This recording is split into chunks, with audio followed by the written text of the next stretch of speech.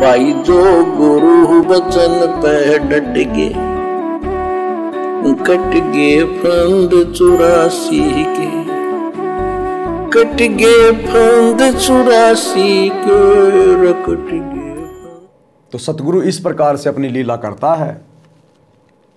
अधिकारी आत्मा ही सतगुरु को पहचान पाएगी, और जिन जिन आत्माओं ने पहचान लिया, फिर ये संदेश उनके लिए है कि अब आप दृढ़ रहना, अब आप किसी के बहकावे में मत आ जाना, मान बढ़ाई में आके, अहंकार में आके, कोई गलती करके, मर्यादा तोड़ के, सतगुरु में दोष देखकर। क्योंकि आने वाले समय में दुनिया भर के सतगुरु पैदा होंगे धरती पे, दुनिया भर के। इस सोशल मीडिया पे काल ना जाने कितने आचार्य, शंकराचार्य गुरु पैदा करेगा, जो इसी ज्ञान को सुनकर, सतगुरु की पुस्तक पढ़कर, सतगुरु की सृष्टि रचना सुनकर अपनी सृष्टि रचना बना बना के पेश करेंगे, अपना मनमुखी ज्ञान बना बना के पेश करेंगे, खुद ही परमात्मा बन बैठेंगे, तरह तरह की आपको विधि बताएंगे सुख प्राप्ति की, सतलोक जाने की। इसलिए आने वाले समय में आत्माओं ने दृढ़ रहना है, जिन आत्माओं का चयन सतगुरु ने साथ संगति से जोड़कर कर दिया है। क्या कह रहे हैं सतगुरु? तब आ जाता, तब से सिद्धि आ जाती है। नारद जी ने ब्रह्मा जी से पूछा, भगवान मालिक कौन है और किसकी भक्ति करनी चाहिए? ब्रह्मा जी ने बताया कि मैं एक बार विष्णु जी के पास गया, मेरी नहीं, वो समाधि लगाए बैठे थे। बहुत देर के बाद उनकी समाधि खुली, तब मैंने उनसे पूछा कि हे भगवान, आप सबके मालिक हो, आप सबके रचनारे, आप किसकी ध्यान लगा रहे हो, किसकी भक्ति करते हो? नारद जी ने पूछा अपने पिता ब्रह्मा जी से कि भगवान कौन है, परमात्मा कौन है। तो सबसे पहले तो नारद जी का ज्ञान देख लो। अब ये इस पृथ्वी पर जितने भी धर्मगुरु, आचार्य, शंकराचार्य हैं, ये नारद जी से तो बड़े नहीं हो सकते। जब नारद जी की खुद की खोपड़ी खाली घूम रही है, खुद को नहीं पता परमात्मा कौन है, सृष्टि किसने रची है, तो इस पृथ्वी लोक के आचार्य, शंकराचार्य, यूट्यूब वाले आचार्यों को, इन धर्म गुरुओं को, नारियल फुड़वाने वालों को, गोवर्धन की फेरी लगवाने वालों को, कुंभ में डुबकी लगवाने वालों को, इनको कहां से पता चलेगा कि परमात्मा कौन है, भगवान कौन है, सृष्टि किसने रची है? जब नारद जी को नहीं पता, जो देवर्षि कहा जाता है, देवताओं का ऋषि, देवताओं का पुरोहित, जब उसको नहीं पता, तो इस पृथ्वी लोक के जितने भी ज्ञानी है, उनकी तो खोपड़ी खाली है। तो नारद जी अपने पिता ब्रह्मा जी से पूछ रहा है कि सृष्टि का रचने वाला कौन है, परमात्मा कौन है। अब ब्रह्मा जी को भी नहीं पता। ब्रह्मा जी कह रहा, बेटा मुझे इसके बारे में ज्ञान नहीं है। मैंने जब आंखें खोली, अपने आप को कमल के फूल के ऊपर बैठा हुआ पाया, चारों तरफ जल ही जल था। ब्रह्मा जी को खुद नहीं पता वो जल कहां से आ गया, कमल का फूल कहां से आ गया। दुनिया कहती है ब्रह्मा जी सृष्टि का रचयिता है। ब्रह्मा जी से पहले वो पानी कहां से आ गया, वो पानी किसने बनाया, वो कमल का फूल किसने बनाया जिसके ऊपर ब्रह्मा जी बैठा हुआ था। तो सृष्टि का रचयिता वो है जिसने वो कमल बनाया, ब्रह्मा जी बनाया, पानी बनाया। तो ब्रह्मा को खुद नहीं पता। ब्रह्मा कह रहा है, एक बार मैं भगवान विष्णु के पास गया था और भगवान विष्णु महान तप कर रहे थे, समाधि लगा के बैठे थे। मेरे को असीम आश्चर्य हुआ कि भगवान आप तो देवादिदेव हो, सारी सृष्टि के रचनहार हो, क्योंकि ब्रह्मा जी विष्णु को ही भगवान मान रहा था। आप किसका ध्यान लगा रहे हो, आप किसकी तपस्या कर रहे हो? हे भगवान, क्या आपसे ऊपर भी कोई परमात्मा है? तो विष्णु जी ने कहा कि मेरे से ऊपर तो देवी दुर्गा है, मैं तो देवी का ध्यान लगा रहा हूं। यानी विष्णु जी भी फैल,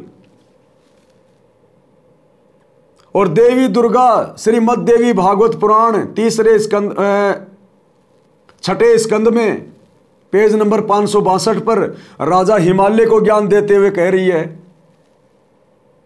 क्योंकि राजा हिमालय राजा था और उसको परमात्मा चाहिए था। उसने कहा कि मुझे मोक्ष का मार्ग बताओ। तो देवी ने कहा वो सब बातें छोड़ दे, यानी सबकी पूजा छोड़ दे, केवल एक ब्रह्म की पूजा कर, वो ब्रह्मलोक में रहता है, ओम नाम का जाप है। तो देवी दुर्गा भी फैल कि सब बातें छोड़ दो, मेरी पूजा भी छोड़ दो, एक ओम नाम का जाप कर, उस जो है वो ब्रह्म का ध्यान कर। तो देवी भी फैल, दुर्गा भी फैल। दुर्गा को भी ज्ञान नहीं कौन है परमात्मा, क्योंकि दुर्गा जिस ब्रह्म के बारे में कह रही है वो ब्रह्म, वो काल गीता जी के 8वें अध्याय के 13वें श्लोक में कह रहा है, ओम इति एक अक्षरम ब्रह्म व्यवहारण माम अनुस्मरण ये परियाति तजन देहम सयाति परमाम गतम। कि भाई मेरा तो एक ओम नाम का जाप है, और जो अंतिम श्वास तक इसका जाप करते हुए शरीर छोड़ता है वो मेरे ब्रह्मलोक में जाता है। और गीता अध्याय 8 श्लोक नंबर 16 में कह रहा है कि मेरे ब्रह्मलोक में गए हुए प्राणी भी जन्म मृत्यु में है, पुनरावर्ती में है, उनको वापस आना पड़ेगा, गधा कुत्ता सुअर बनना पड़ेगा, जन्मना पड़ेगा। उस ब्रह्म की साधना से भी परमात्मा प्राप्ति नहीं है, वो ब्रह्म भी फैल हो गया। फिर वो ब्रह्म कह रहा है गीता अध्याय 4 श्लोक नंबर 34 में कि अगर तुझे सनातन परम धाम की जानकारी चाहिए, जहां जाने के बाद प्राणी कभी लौटकर वापस नहीं आता, गीता अध्याय 18 श्लोक 62 में कह रहा है कि उस परम धाम में जाने के बाद, सनातन परम धाम में जाने के बाद फिर ये जीव संसार में लौट के नहीं आता, जन्म मरण में नहीं आता, इसकी मुक्ति हो जाती है। हे अर्जुन, उसके लिए तू गीता अध्याय 4 श्लोक 34 में किसी तत्वदर्शी संत की खोज कर, उसको जाकर दंडोत प्रणाम कर, आधीनी से सवाल कर, वो ज्ञानी महात्मा तुझे तत्व ज्ञान का उपदेश करेंगे, तेरा जन्म मरण छुड़वाएंगे, वो तुझे परमात्मा ज्ञान देंगे। तो वो तत्वदर्शी संत है आज धरती पर सतगुरु रामपाल जी, और उस तत्वदर्शी संत की भूमिका स्वयं कबीर परमात्मा निभाता है, दूसरा कोई नहीं निभा सकता। इसलिए फाइनल स्टेज है इस कलयुग की पिछली पीढ़ी में। ये सब संतों के संत हैं, सब पीरों के पीर हैं, पैगंबरों के पैगंबर हैं, और देवों के देव महादेव हैं, वासुदेव हैं। वासुदेव का मतलब श्री कृष्ण नहीं होता, श्री कृष्ण जी के बाप का नाम था वासुदेव, और उसका नाम पंडितों ने वेदों में से खोज के निकाला था, और वेदों में वासुदेव नाम है कबीर परमात्मा का।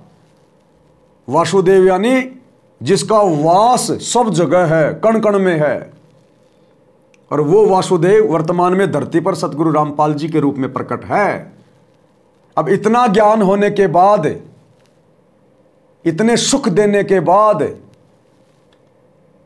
आज भी यदि हम अपने गुरु को परमात्मा नहीं मानेंगे, कबीर भगवान नहीं मानेंगे, और अपने गुरु के आंखों के सामने एक कागज के टुकड़े को, नकली दाढ़ी मूंछ वाली फोटो को कबीर भगवान मान के उसका प्रकट दिवस मनाएंगे, उसको पूजेंगे, तो आपका गुरु आपसे कितना नाराज होगा, क्या प्रश्न होगा? हम अपने पति के सामने किसी और का जन्मदिन मना रहे हैं, उसको भोग लगा रहे हैं, पति खुश होगा? कभी नहीं होगा, दिल से उतार देगा। और पति ने दिल से उतार दिया तो उस औरत की समाज में फिर कोई इज्जत नहीं होती है, फिर ये आत्मा 84 लाख योनियों में जाएगी। तो भाई और बहनों, ब्रह्मा विष्णु महेश को ज्ञान नहीं, नारद को ज्ञान नहीं, देवी देवताओं को ज्ञान नहीं, ये धरती के साधु संत महात्माओं की क्या औकात है जो ये बता देंगे कि परमात्मा कौन है। वो शिरडी का साईं बाबा पूरी जिंदगी एक ही नाम का रट्टा लगा के मर गया, सबका मालिक एक, किसी को नहीं बताया वो एक कौन है, उसका नाम क्या, कहां रहता है, क्या फायदा फिर, सबका मालिक एक। बीमारी कटेगी हॉस्पिटल में, और हॉस्पिटल का किसी के पास एड्रेस नहीं है, तो चाहे भोगते रहो, बीमारी कटेगी हॉस्पिटल में। अरे तो हॉस्पिटल का एड्रेस तो बता, जाएं कहां है हॉस्पिटल, वो उनको पता नहीं था। सबका मालिक एक। अब ये तो आत्मा को पता ही है, ये तो आत्मा को पता है कि भगवान कोई है, कोई परमात्मा कोई है, कोई एक है, लेकिन एड्रेस पता हो तब वहां पहुंचा जाए। तो वो एड्रेस स्वयं वो परमात्मा सतगुरु के रूप में आके स्वयं बताता है, उसका एड्रेस कोई दूसरा नहीं बताता। उस परमात्मा के द्वारा रची गई सृष्टि की जानकारी कोई और नहीं बता सकता। वो परमात्मा स्वयं ही आकर अपनी जानकारी देता है, स्वयं ही वो अपने द्वारा रची गई सृष्टि को बताता है, स्वयं ही वो तत्वदर्शी संत की भूमिका करता है।